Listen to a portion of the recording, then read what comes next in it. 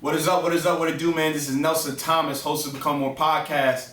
See, I got my cap on because I need a cut.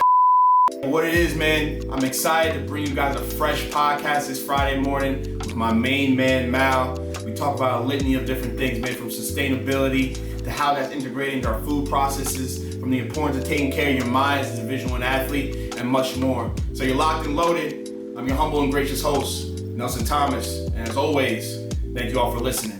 And now I bring you Come On More.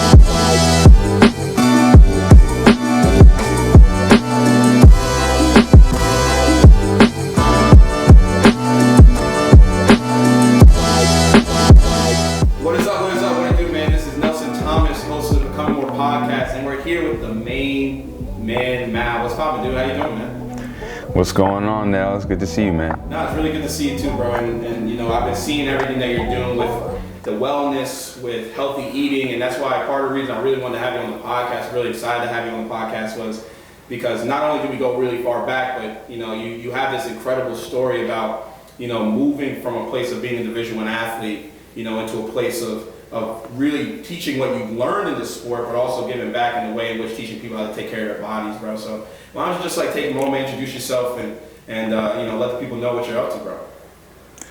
Yeah, for sure. Yeah. So Malcolm Regisford, born and raised in LA. Went to prep school with Nelson in Kent, Connecticut, so that's where we know each other from. From there, moved on to play Division I basketball at Colgate University, 4 years. Went to the NCAA tournament my senior year, and just from there moved on into exploring the professional world, but then ultimately deciding to take on new endeavors with some entrepreneurship, entertainment, content creation, stuff of that nature. So now I'm basically just focused on building my brand, the Tapped In Wellness brand, which is a holistic wellness philosophy based around people just taking accountability for their health, for their well-being, and understanding that it's not as hard as it may seem. It's not as far-fetched, and it doesn't come in a package that it doesn't come in like a pretty package that people have to buy or anything like that. It's all about just taking accountability and doing it for yourself. So that's where I'm at now. I'm just trying to build that community up, and then, you know, we'll just see where it goes from here. But for now, this is where we're at. Man, yeah, that's awesome, dude. And that's a really interesting point you make when you talk about, you know, kind of doing it for yourself. And we were kind of having this conversation when we were off air a little bit, and we were speaking about how being a elite level athlete, when you go higher and higher into the ranks, it's like, you know, everything you do is for team-wise, which is amazing lessons you learn through that, to be able to work constructively to a team, efficiently collaborate, and move in an effective way within a group. But, you know, it was really interesting to, you know, kind of that transition when you leave sports, how now you're in a position where all you do is working out and eating and taking care of yourself, how important that is, but it's more of a marathon, and you're doing it for yourself, which is a little bit more, you know, fulfilling in a way it can be. So, you know, kind of talk about, you know, the journey in that way, about, you know, your time spent in basketball and how that kind of led you into this field now with wellness and healthy eating and being a vegan. I mean, moving to veganism is quite a transition. Yeah. So talk a little bit through that, man. Well, I mean, yeah, as an athlete, like, you know, like, we rely a lot on our bodies, and our well-being of our bodies is the direct result of how we perform, all that kind of stuff. So it's just innately in there. But at the same time, I never really felt connected to my body on the level that I do now, because, you know, like you said, everybody's just telling us what to do. Oh, go here, lift this, run this distance, play for this long, however. And we're just, you know, in a way, machines, we're just going. But when I had these injuries in college, I had some loose cartilage and bone spurs. It was a long recovery process. My body wasn't responding. So in that sense, I never experienced any like big injury like that before, and a long recovery time. So I didn't feel really connected to my body at all. So to trace it back, go back to the basics, understand what other methods might help my body heal. How might I recover quicker? How do I get my body stronger? Injury prevention, all that kind of stuff. It was just like through that whole recovery process, it just became an experiment, and or like research. You know what I'm saying? So it's just from that aspect, it just helped me get a lot more in tune with my body, how I'm connected with it. And then that translated into the plant-based eating, the more mindfulness practices, just the holistic approach in general. So that's really where it came from. Yeah. I think. So how did it really? I mean, when did you kind of start this? Was this like something that you did mid-college? You kind of made this transition after you kind of had those ankle injuries you were talking about, which is pretty frequent in basketball for sure. Yeah. So throughout my junior year. Dealing with the injury was just, and as well as seeing like I'm trying to play, but I'm not fully 100%, and I'm seeing like my role within the team change, all that kind of stuff. There's a lot on me mentally. So what came first, what I would say would be like the mental practices, because I had to keep my head on straight. I was like feeling very like discouraged. I was like down, like I just felt like helpless in a sense. So I just had to like take that power back as far as understanding who I am as a person and as a player. So I began to rework that through just, changing what I'm consuming on a daily basis as far as, like media. The internet was like a huge resource as far as providing outlets for that expression. So throughout my junior year, that's where that sort of started, and then it catapulted through the summer into going to senior year and throughout senior year, where that became just like how I was as a person, and it really changed like my outlook on a lot of things. And then as it began to like continue to grow, it translated into the plant-based eating, just because I just was like seeing all the corruption behind factory farming, the production of where we get our food from and all that kind of stuff. And I was just like, in a way, I'm like this is not necessary at all. Like how can I remove myself from this from this machine? So it began in that kind of way, and then I just decided to try it out, and then I saw like the physical responses. I recovered a lot quicker. I dropped a bunch of unnecessary weight, so I was like a little bit leaner. I felt more explosive, all that kind of stuff. And then once I saw that translating into how I was performing, I'm like, oh, this is a no-brainer. I can't go back now.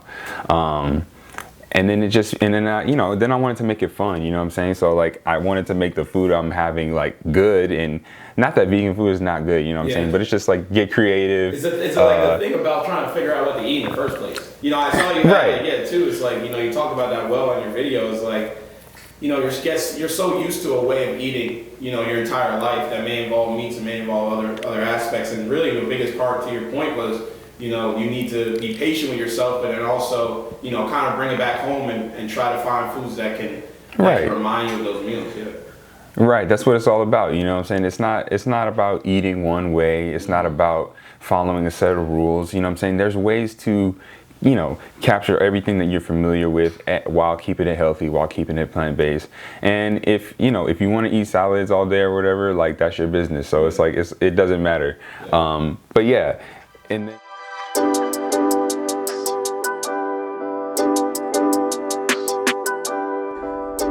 What is up, everybody, man? You're locked into the Become More podcast with my good friend, Mal Reggie.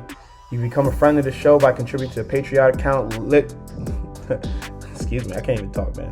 Link in description below. Become a friend of the Becoming More podcast so we can produce the best episodes and quality conversations for you, the listeners. You can stream us uninterrupted wherever you listen to your favorite podcast, Spotify, Apple Podcasts. And make sure to like and subscribe to stay locked into all things Becoming More. And with that, I thank you for listening and send you back to the conversation with my good friend, Mal Reggie.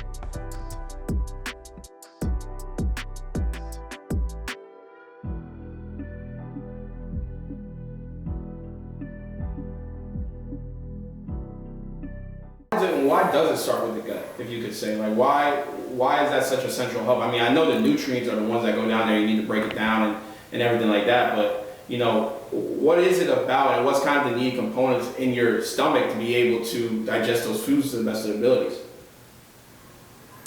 Yeah, I mean, essentially the food is digested and absorbed through our intestinal walls, which is connected to like the rest of our body, and it's linked directly to our brain. So let's say if you know you ate something bad, like you're most likely like gonna have a headache, you're gonna feel foggy, you're not gonna feel your sharpest, something like that. So that link is there.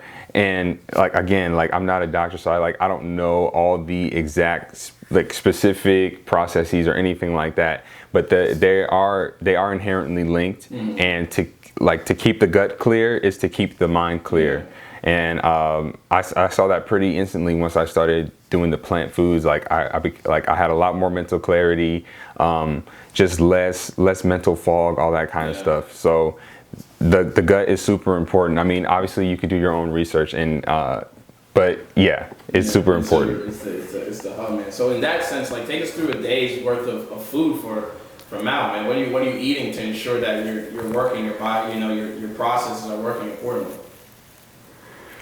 Yeah, so every day I start with a smoothie. Like to start the day with fruit is probably the best, because it's the high water content, so you're hydrating right away. Plus all the fiber that you're intaking. So that's also stimulating your digestive system, getting your stuff working, getting that stuff to push out everything that was either there the day before or whatever. It just gets that whole system going. And so that's usually, I start my day with that every day, some fruit or a smoothie. From there, it's just pretty up in the air, If I'm running around, if I got to do something quick, I'll just make like a stir fry with whatever's around. So like if there's like some beans and veggies around, cut those up, throw them in a pot, and then like that'll be lunch or whatever. Typically around like nighttime, like that's where I get like a little bit more creative, I would say, because I have a little bit more time. That's when I'll try out like a new recipe, or just get into a recipe that's a little bit more, time consuming or a little bit more work intensive. So like maybe like a pasta, or maybe like the pulled pork sandwich or pulled pork sandwich that you were talking about before. It looked good, man. It looked really good. Yeah. So yeah, that's pretty much a day. Or I'm like snacking on fruit or like granola throughout the day as well. So it's it's all out there. What's like the biggest thing that you've seen people that are like the biggest thing that we could eat, or what you've seen as a tendency to eat that's just really terrible for your diet, for this system, that kind of is really terrible to disperse throughout your body in terms of you really thinking of the stomach being the hub? What is like those bad habits that can become some of the worst contributors to like poor digestive systems, or poor health in general in terms of that?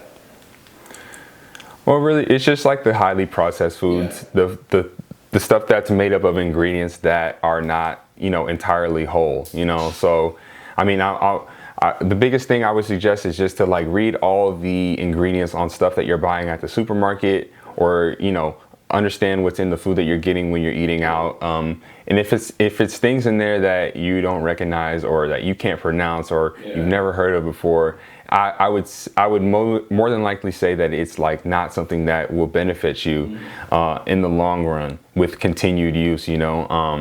So it's really just those highly processed foods.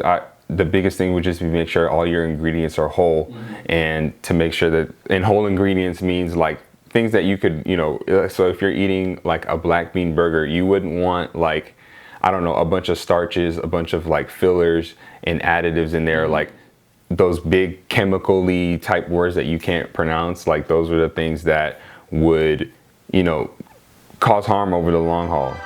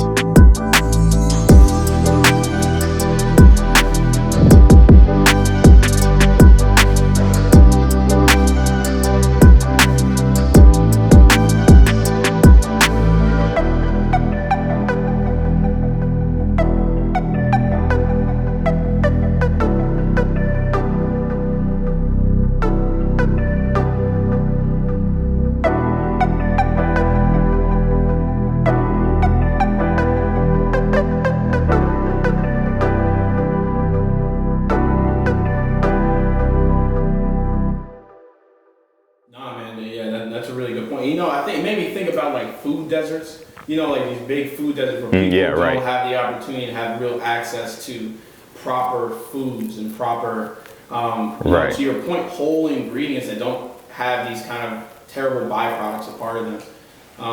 Right. I think about, kind of like, I heard a story one time about, it actually might have been Oprah Winfrey, talked about how her mother would buy soda for 99 cents because they couldn't afford milk for $1.99. They would have to go grocery shopping at like the gas store, the gas station, because they have these food deserts, and it's like, the thing about having to go like, what are you going to get at the gas station, a Twinkie for breakfast? It's like terrible diets that's kind of like out of people's control. And it makes me think about the food supply chain in general, but then also how can we build processes that give people the ability who are in maybe these more food desert locations in the Midwest or some areas of the South the opportunity to eat proper foods, and how can we increase that access? Yeah, I mean that's a big fight. You know what I'm saying? That's systemic, and that is that's something that's going to take a lot of people, and it's going to take some infrastructure. I mean, obviously, I don't have the answer. It's just like it's a fight like anything else. You know what I'm saying? It's a social justice issue. It's a human rights issue. You know what I'm saying? So obviously that definitely does exist, and it's terrible. But yeah, like to have that infrastructure set in place so that people have access to quality foods is something that is extremely vital to the well-being of those people. And then we can see that those people who live in those areas are more than likely people of color, low socioeconomic. So I mean, there's trends and there's patterns that are along with this systemic injustice. Yeah. So like any other systemic injustice, it's going to take a lot of people, a lot of effort, and continue determined effort to try and get some stuff set into place so that we that stuff doesn't exist anymore. Yeah, and that just goes to show, right, how connected. You use the word systemic, right? That, and how more likely than not, knowing the correlation of socioeconomic status, and how that disproportionately affects minority people, but simultaneously how that socioeconomic inequality leads to the inability to get proper nutrition in school systems, proper nutrition in these food desert locations, and how that is connected in this web of systemic, systemic oppressions that we have seen in this country for years and years. It's embedded in place in so many different locations of our society that, if you don't have the proper food, your mind's not clear. How can you go to study and do all those things properly? And especially when you're thinking about a young person in high school, middle school, trying to go and learn these initial processes, how can they do that clearly if they haven't eaten in 3 days, Right. It's all connected and it's deeply rooted. It's so much to think about, and then it just shows you how far back the system goes and how and all these effects that are still playing out today. Like it's unreal. It's unreal. Yeah, and you see that even playing out on a larger scale when they talk about, we have these conversations all the time about the next war is going to be over water. People are going to be struggling to find proper sources to water, for daily water uses and such, and people are already going and dipping into their reservoirs to try to, water that they've almost stashed away for years where we have these kind of shortages. People are tapping into now, man. So it's really this conversation of wellness and importance and sustainability really is a larger thing, especially sustainability in our food process is growing in such importance in these supply chains and such, man. So it's one of those things that ultimately we're going to see, more and more of a trend growing in the sense of having more sustainable agricultural practices. And I think that's, really leaning into the innovative part of it. We're going to need more innovation in that field to be able to create systems there. People can have access to quality foods even in these varied locations in the United States. Right. Yeah, and there are ways that it can be done, like just on a singular level. Just like maybe like a little bit more education on growing your own food, which I've been getting into a lot more recently, and just like those sustainability practices, which are super essential to like our health and the planet's health, and so forth. So yeah. And analyzing, talk about this concept of superfoods. I hear that a lot, but I don't really know. Like, you hear like, quinoa is a superfood, and all these kind of superfoods and greens, man. So why are they superfoods? Like, why? What makes these things essential and quality things to have in your system. Yeah, I mean, so I guess a superfood is just a way to say that it's like very nutrient dense, and it's like diverse. It's very diverse because you get a lot of bang for your buck type thing. You know what I'm saying? So. So yeah, like there's a lot of those things like blueberries are superfood, like you said, quinoa is a superfood. Like there's a lot of them out there, and they're just classified as foods that are very nutrient dense and that have like a profile that is not, you know, singular, as opposed to just eating like a potato, which is just like a bunch of like it's just carbs and a little bit of starch, as opposed to quinoa, which has, you know, iron, it has carbs, has protein. You know what I'm saying? That's like my, in layman's terms, like a definition of a superfood. It just has like all the different needs, right? The needs and wants that your body desires to operate efficiently. Right. It could do a lot more for you than maybe another carb source or another protein source or something like that. You get what you're looking for, and then a little bit more. Yeah, that's true.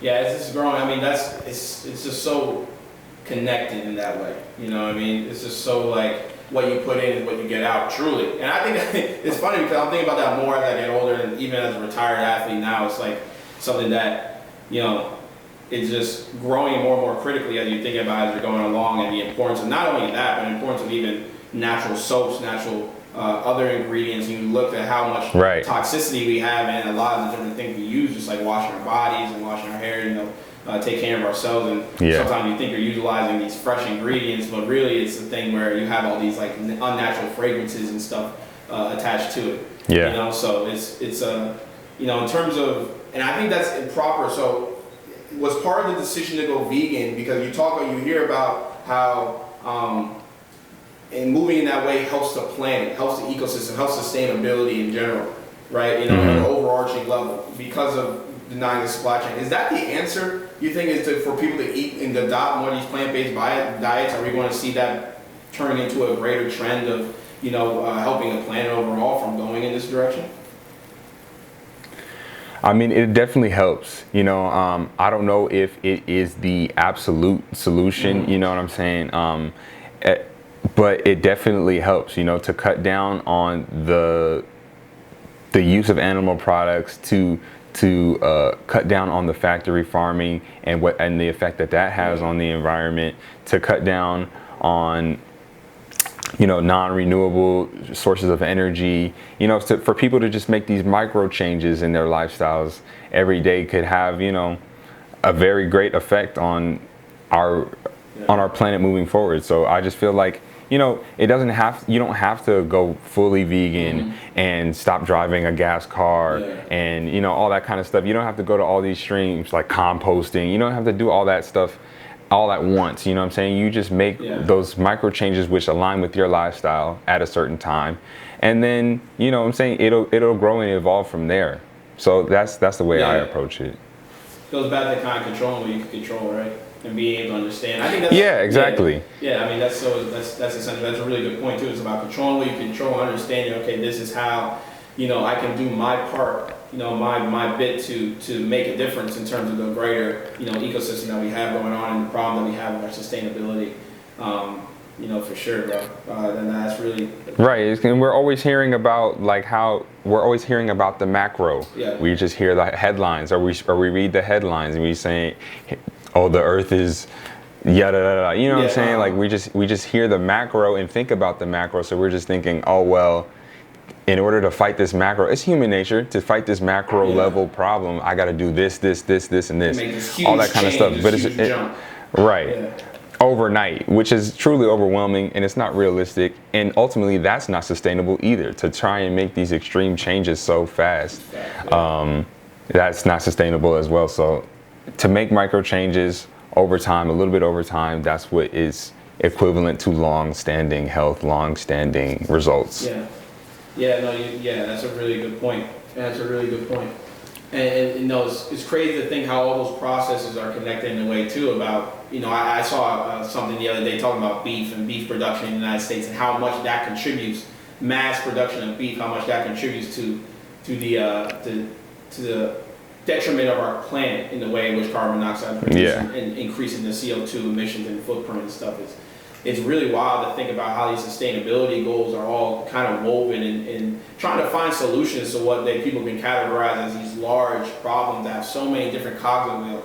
And to your point, it's human nature to almost jump and think, okay, for me to solve this problem right here, this huge, massive problem, I need to do this extreme act. But to your point too, it's like doing those large, having these drastic changes so quickly is not great for one's sustainability in general, because how long can you keep that up when you've been doing status quo for so long, right?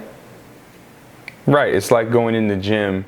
You're rocking out with 20-pound dumbbells. That's where you're at. That's where you're at good now. And then one day you decide, oh, I want to get stronger, so I'm gonna go in here. I'm gonna rock out with 100-pound dumbbells. Like that's not the way to go about it. That's not sustainable at all. You end up probably doing more damage that way. So yeah, it's all about taking it one step at a time. What you can control, what fits with your lifestyle at a given time. So that's all good.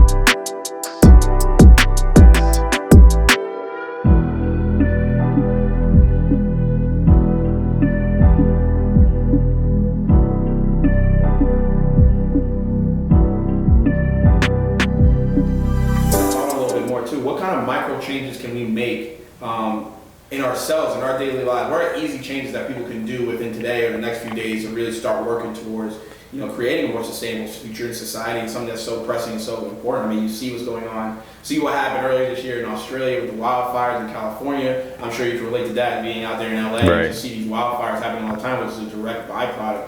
And sea level rising in places like Miami, which is a direct byproduct of what's going on right now with our planet. So what kind of things can we do as individuals, understanding kind of that team mentality that we're very accustomed to? What changes can we do to work towards this collective goal? Yeah, for sure. I mean, I guess some of like the smallest changes would just be like maybe reduce some of like meat consumption. You know what I'm saying? Meat consumption maybe like a few times a week, or just cutting out once or twice a week, something like that, because because that takes away from some of the factory farming aspects that contribute a lot to it. Making like electric changes, introducing some solar panels, maybe if you can, like electric cars, recycling, the basics, all those entry level basic things that we hear about on a day-to-day, those things actually do have, they carry weight in the long run. So I mean, why not just take part in that? Why not just utilize all of that to ensure that you're contributing to a better future? Yeah. Have you tried that Beyond Meat yet? Initially, yeah. When I first started, it was like it was good for me to like transition. You know what I'm saying? But after a while, like I wasn't really down with it just because it's like a highly processed food. You know what I'm saying? Is it a highly processed? I feel like that's a misconception. I feel like a lot of times, sometimes people feel like, all right, I'm doing, I'm getting Beyond Meat, so I'm working in a sustainable way. But here you're telling me that really not. It's highly processed and not really. Well, yeah, it definitely has those effects as far as sustainability, because it's not contributing to factory farming. But but is it necessarily healthy for you? Yeah. I don't think it's the best personally. But I mean, I think it's good for anybody who's transitioning, who maybe just wants to dabble in the plant-based world a little bit. But like for every meal of every day, I wouldn't, advise that, in any way. It's interesting too, because I remember having a conversation with a young lady about, because you're telling me, right, you're saying here, like, it's not contributing to factory farming, but what is it now contributing to?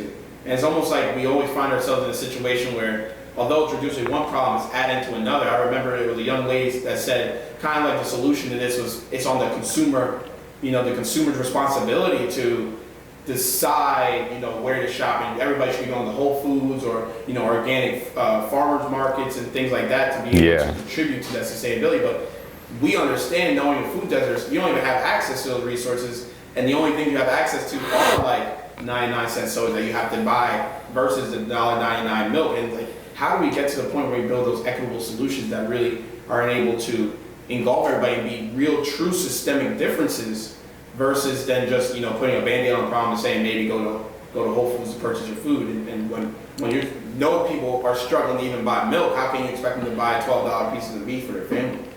Right. Yeah. No. I mean, like we said before, it's systemic, and it's going to take a lot of like concerted effort, and it's going to take like a bit of like activism in a sense.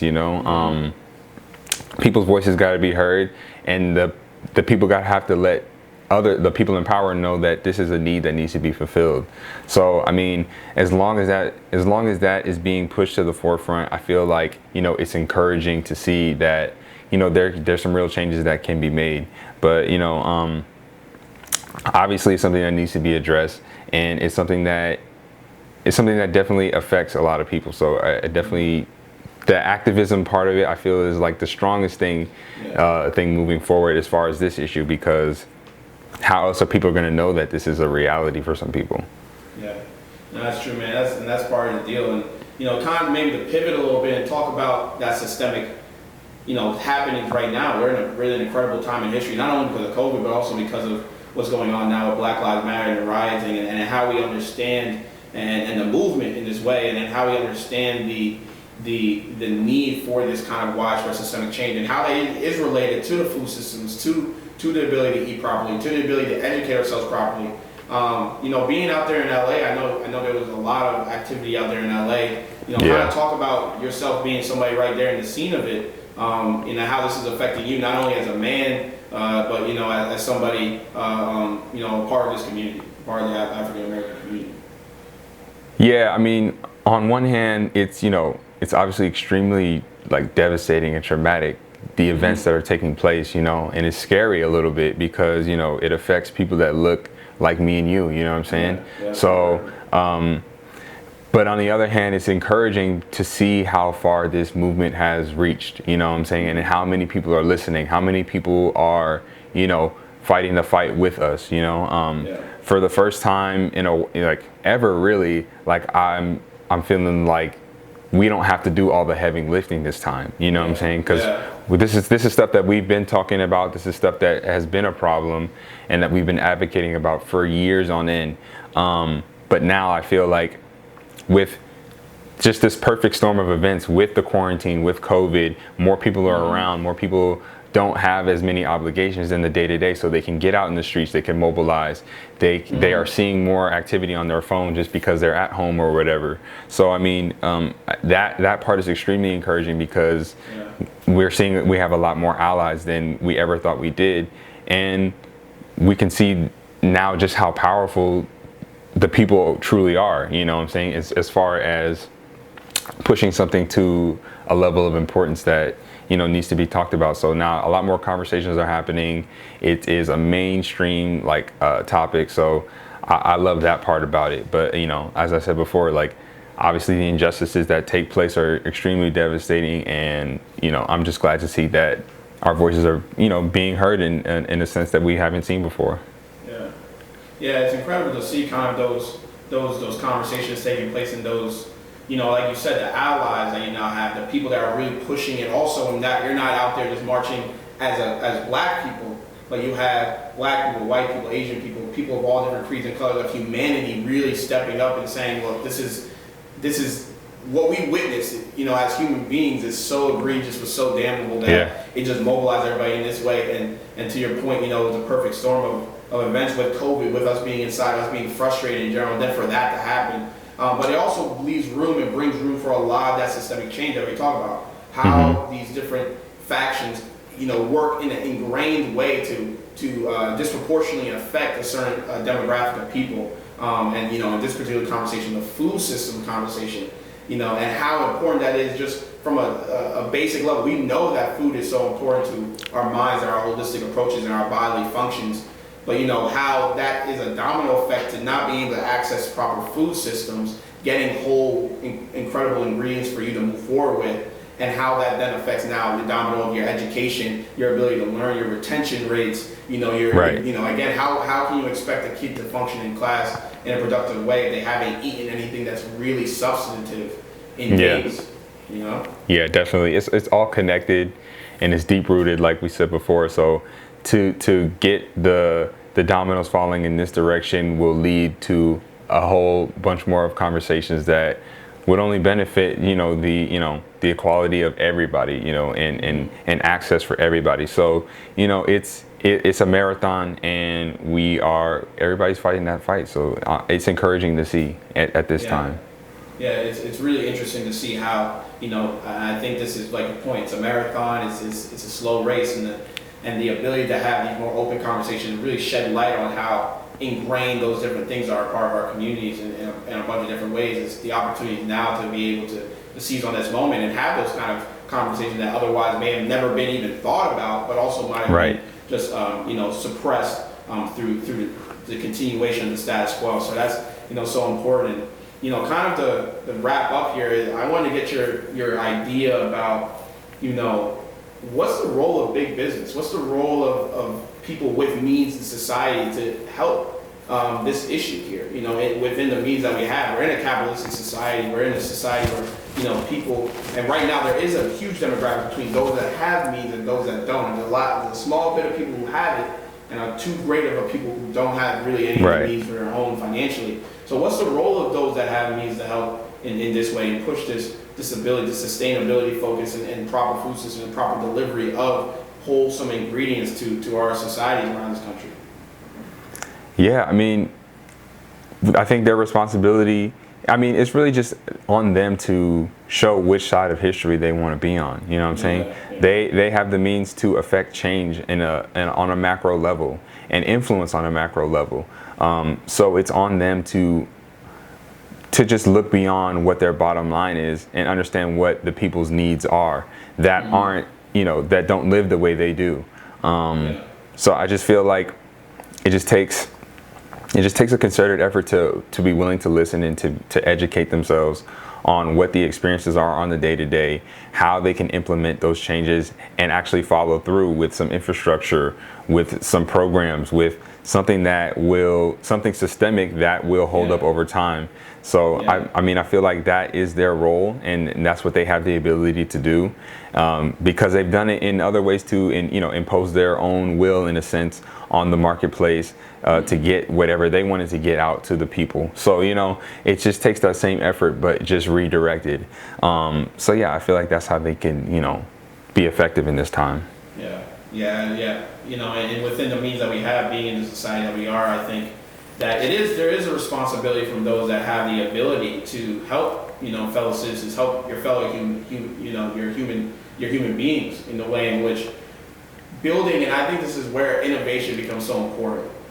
Building sustainable changes and innovative changes that can deliver, otherwise manual processes, making those processes automated to then deliver quality needs to human beings. I think that's the special part about being able to live in a society where you have that flexibility and people can go and start those innovations.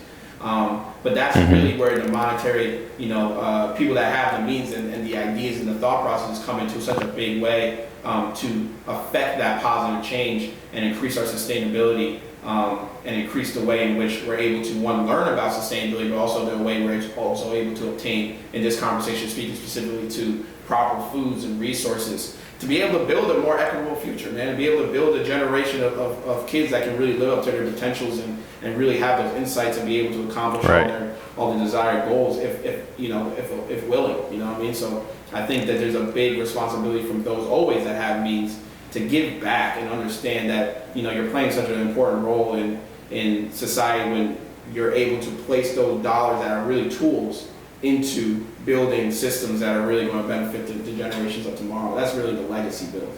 That's really where you leave that legacy and leave that intangible difference on Most definitely. Yeah. Most definitely. You hit the nail on the head with that one. Yeah.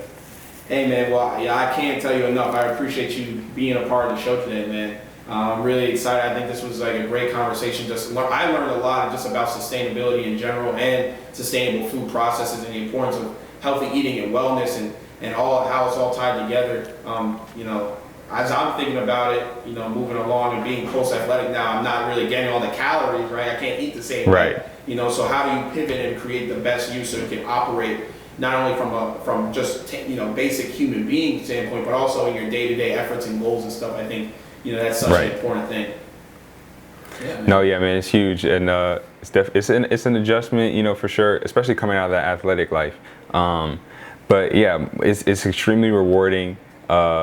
It's a journey, it's a marathon, you know what I'm saying, and it's great at the end of the day to be able to tap into, you know, different areas of yourself that you didn't know beforehand. So Yeah. I love it. It's great, and I really appreciate you having me on here, having a good conversation, and it was nice to catch up and see you again, man. No doubt, man. Yeah, and the words of Nipsey, I bet you can appreciate this being in LA, man. The marathon continues. As it Yes, always sir. does in many Yes, things sir. in life, bro. Hey, where can we find you, bro? Where can we find you and learn more about what you're doing and learn from you in a way in which we can, you know, better feed ourselves and operate in our day-to-day lives from a mental health standpoint and from a physical health standpoint? Yeah, so I'm at Tapped In Wellness on Instagram and YouTube. That's where my health and wellness content is.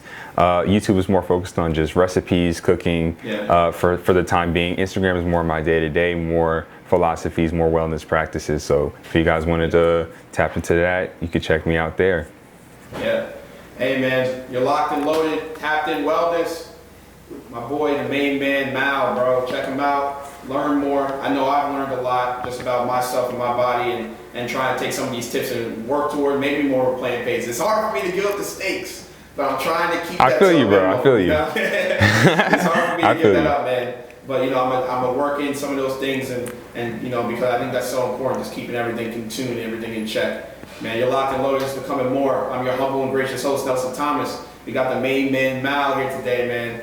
And as always, thank you all for listening. All right.